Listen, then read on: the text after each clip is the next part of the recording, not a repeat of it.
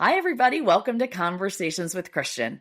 If you've been here before, you know that Conversations with Christian is a takeoff on another show I did for another podcast called Christian Asks. We want to bring a little bit of that into our Patreon here so that people learn a little bit more about me, learn a little bit about the people that we're talking to, and just learn more in general. So this is dedicated to people who are giving at a little higher level on Patreon. And we want to thank you so much for your donations and give you something a little bit special. So today I am dressed in my Cubs attire. It's Saturday and it's a Cubs game. My son Josh and I are going later today. So pardon the hair up and the t-shirt on, but that's what's happening today. And I have the extreme pleasure to have a time today with my oldest son, Hunter Taylor. And Hunter, thank you so much for making time to be on Conversations with Christian today. Hey everyone, thanks for clicking in on this episode. I hope that our conversation provides some entertaining content or provides some thought-provoking ideas. Hey Mom, Christian, I'll call you probably Christian, just so that everybody can, keep your persona in mind as we go through. Yeah, it's kind of cool. I like it how it's weird. People may think it's weird, but I do like it how you called me that. In some ways, our relationship has changed so much and we have worked together so much ever since this adventure began. And so you do treat me like a professional and, someone that I work with. And I love that, actually. I am your mom when we step away from that. Yeah, you'll always be my mom, but also you've become something bigger and something more to a lot of different people. I mean, you're the boss. You're the inspiration and the drive behind your new venture. So yeah, absolutely. Yeah. Well, you are a huge part of that, Hunter. And that's what I want to talk about today, kind of how we got here, and how this whole crazy journey started.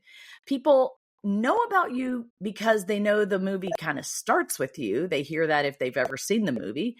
But truthfully, people haven't gotten a chance to know you. You have not been back to Normandy. You have been busy ever since the movie came out. So we just don't get to see you much. If people have been to one or two screenings, you've actually been there, particularly during our film festival run during COVID. That was amazing. But for the most part, you've been living your own life and people just haven't had the chance to get to know you. So thank you for taking time out on your Saturday to come here. And so I'm going to just ask you some questions and hopefully it will elicit some interesting conversation. I have always loved our conversations as we've gotten older because you are such an interesting person. You are a deep thinker. I remember I homeschooled you for a little bit of time. And I homeschooled everybody. This is right when Josh was born, I think. And you were the most difficult one to homeschool because you would tell me that I wouldn't make school fun. And it was just kind of really boring for you. And I just couldn't figure out what to do to keep you interested or entertained. Now I know why. Like your brain was just all over the place and you need it dumped full with information because you are just so insanely curious. And I've watched you, just like educate yourself far beyond whatever school was teaching you, whether it was in elementary school all the way up to where you are now. Like you're still kind of in school, but you're always learning more. And I just love that about you. And so then you share that with me. And at the same time, I'm always learning more. And so we come together and talk about those things. And it's just beautiful where our conversations go. So I can't wait to see what we're going to talk about today. We are going to try to keep these conversations in little 20 to 30 minute bites so people can kind of listen to them in short segments. So we'll keep the conversation going until it runs out, but we'll stop every 20, 30 minutes or so and start another episode. So where I want to begin is at the beginning. I just wanted to start. Actually, I think that you, in your intro there, kind of mentioned and I think hit upon what will probably be a recurring theme through whatever discussion that we're having. But you were mentioning how I was able to go on those film festival tours with you during COVID. And so the recurring theme that I think that we'll see is that even though things don't necessarily go the way that we would like them to go, I mean, COVID was absolutely devastating for the entire world, for our country, for many people's individual lives. But there was a silver lining there, which is that you and I essentially got to spend a whole year together reestablishing that relationship now that I'm an adult, but also professionally working on things together. Mhm. And I think that a lot of really good things came out of that. And so if there were any silver linings of COVID, for me personally, that was absolutely one of them. And I think that theme of God being able to use terrible scenarios or things that don't go the way that we want them to go to create something even better. Absolutely 100% true. For me, COVID will be, I mean, I can't even talk about it without being emotional. COVID for me was absolutely beautiful because not only were you home for almost a year, but so were Jacob and Josh. And we were all in the house together, for such a long time. And it was just this beautiful time where we were home together as adults and we were able to just hang out. And it was like one long vacation where we played games and we talked. And during that time, you were in between your business degree in college and heading off on this new adventure into becoming a pilot. And so I was sort of stuck in this weird place of the film business, and you were trying to help me figure out sort of a path forward. And it's been the recurring theme with this film and this business that I'm trying to run that we get to a wall and it looks like, everything's going to end and things look really tough. And then we keep pressing on and there's a new beginning. But when we look back, that tough time and figuring out what's going to happen is where God does amazing things, not just in the business, but between the people. And, I'll never forget just when we were going through the whole process of raising the money, I always thought it would be wonderful for somebody to give us all the money we needed to make the movie, right? But I look back now and what happened was it was a grassroots effort of everybody giving like these tiny little bits of money. 80% of our donations were $50 and less. And what happened was through that, we created this community that fell in love with the movie and what we were doing and became part of our journey together. And so it was Well, and painstakingly I challenging, think but it was beautiful. Yeah, I think also too, in terms of the funding for your different projects for the film, yeah, absolutely, it'd be wonderful if somebody just paid, invested in the film right up front. But those small donations incrementally over time absolutely built up a community. However, that was also you getting your manna every day. That was you having Good to point. lean on the Lord every day. Otherwise, you're not going to make it to the next step. And so I think that that's another big thing that has kind of really helped you focus on. And I think that you'll agree with me. I've said this to you many times. The best things that come out of Documentary First or the Normandy Project, it's not the films at all. Those are the vehicle by which God's work is actually being done in your own personal interpersonal lives with everybody that's been on it. And as we go through this discussion, I'm sure we'll highlight things here and there about how other people have been, you know, especially touched because of this whole process. So Yeah, you're right. I mean, you saying that reminds me that you have so many instances in your life. And one of the main ones I wanted to talk about today perfectly exemplifies that. But it didn't just happen once in your life, it happened a bunch. I mean, in your adult life. And that's not even going back since you were a kid, but in your adult life, and they since this whole, can't learn by now. I'm still right. working on it. Yeah, right. It's been a constant recurring theme. It's funny, isn't it? How we have to learn the same lesson over and over again. I don't know how many times I've said to you, and my friend Sarah Murdoch said this to me. God is a very patient God. He will take us around the mountain over and over again until we learn the lesson. And this lesson of, trusting God every day for that manna or that provision, I can look back and I can say, oh, wow, look how he provided when I was in that dark place. And I can intellectually know that. But then I get to another dark place and why am I not there with joy? Thinking, oh my gosh, I can't wait to see what he's going to do next. Why am I an Israelite? Like, why am I here? Oh, he's abandoned us. Oh, this is horrible. Oh, why did you bring us out here, Moses? That kind of thing. I just feel like the sky is falling and I'm just like every other Israelite, even though I try not to be. So I think that I theme mean, is going to be repeated in our stories. yeah, absolutely. I mean, everybody's human. We're all human, and that's just kind of part of the human condition of being finite, is we don't have the ability to see that big picture. We can see it backwards. Hindsight's 2020, but yeah, it's absolutely trying to stay in that place of faith and trust as you're going through it, even though you can't see it. Yeah. Well, let's talk about, the first one is you always loved the military. You always loved Army stories.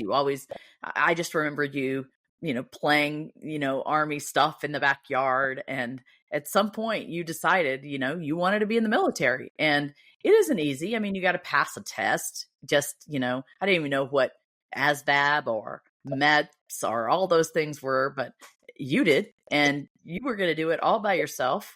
And so let's talk about, what happened when you decided, all right, I'm going to do this? And you decided, I'm going to take this test.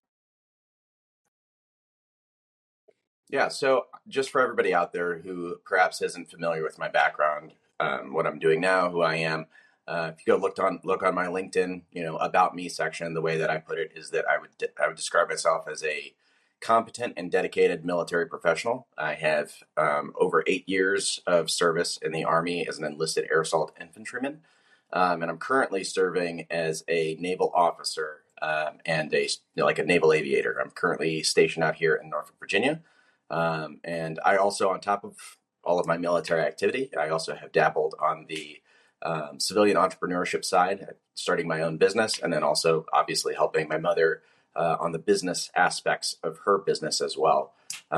So, my intention is, it should my body hold up and the opportunities are still there for me to take, I would appreciate being able to serve until I'm 62 years old, which is kind of when Congress has set the limit and will kick you out after that point. So, yeah, I just intend to keep going on the path that I am if possible. To answer your question about what that transition was like, trying to go from a young child into being a professional soldier, you're right. Yeah, I distinctly remember living in Wheaton, and then right up the road. I don't know, Mom. I don't know if you remember this name, but Andrew Vanderwall. Do you remember him? Yeah, I remember him.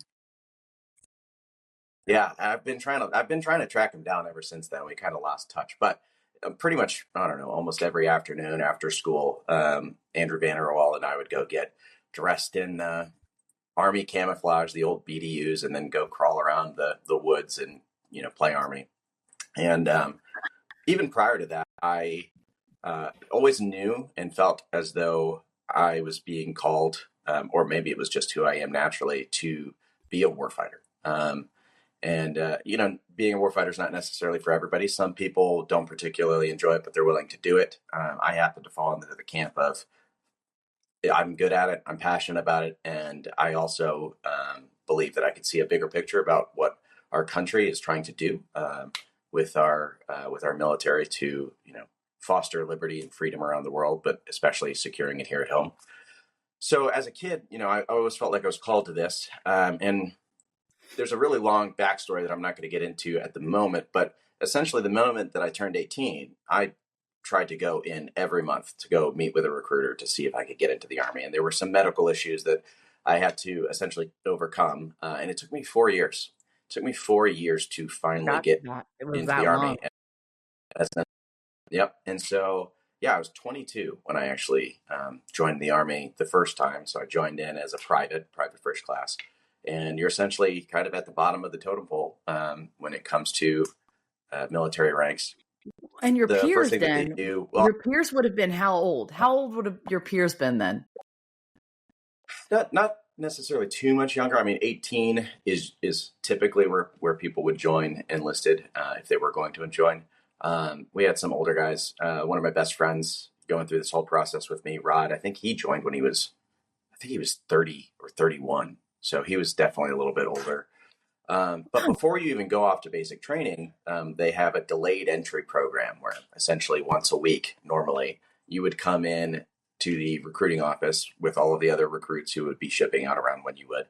And they, provide some military history, military ranking courses so that you can understand the different ranks, customs, and courtesies. And they also do physical fitness. And during the delayed entry program, they have this. It's just it's a notional leadership position. It doesn't truly mean much.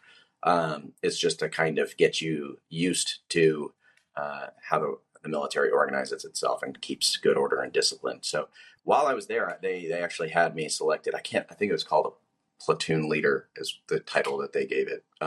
So essentially, they kind of put me in charge of all of the other recruits that were going to go through with me. And we all decided collectively, like, hey, we're only supposed to do PT once a week with the recruiters, but let's just do it every day. So, every day for a few months leading up, we were out there running about 5 miles a day. And while we're running, we're, saying the soldier's creed, or we're saying the, infantryman's creed, or whatever we're trying to learn. So that was the first time that I remember. It was actually at the old Hubble Middle School racetrack. Really? Is where we would go. Yeah. And so that was the first real experience that I would say I had with the culture and community that comes from being a part of the military. And that is, this culture and community is something that I am a huge advocate for. I think that apart from, our relationship with God being the most important, apart from our family and our marriages being also the next most important, having a good culture and community is something that's desperately needed as a human. That's where we are relational creatures. So that was the first time I experienced it, and I kind of just fell in love with it from there. So then shipped off to basic training. This was down in Georgia. I had selected to be an infantryman. Wait. Sorry to interrupt. What does being shipped off mean? I mean, the rest of us are civilians. We don't really understand. And again, I threw out some terms which are, ASVAB and MEPS.